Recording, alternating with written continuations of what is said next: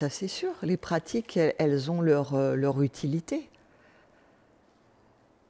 Elles ont l'utilité pour le personnage, ça c'est sûr, pour amener à un état qui va te sembler être plus propice à l'éveil, mais qui n'est qu'un semblant, puisque je ne suis pas la seule à l'avoir partagé.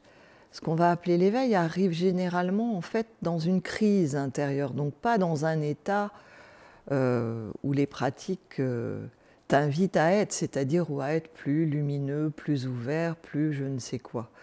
La crise spirituelle, on pourrait dire que tu es à ras de terre, tu es sous terre. Donc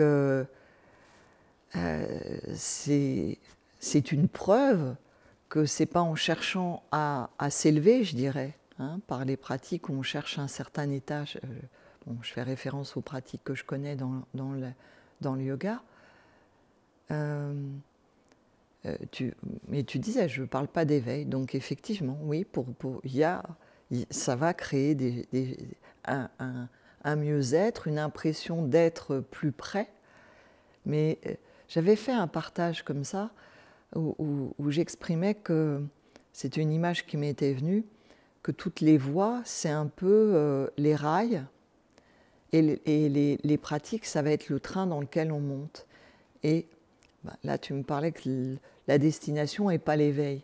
Mais bon, ici, l'intérêt, c'est que la destination, ce soit l'éveil. Même si tu continues ta pratique, quelle qu'elle soit, et il n'y a rien contre le fait de continuer des pratiques. On ne peut pas ne rien faire.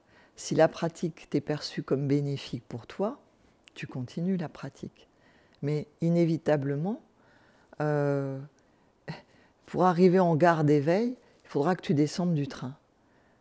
Donc l'invitation ici, c'est monte pas dans le train, tu es déjà arrivé.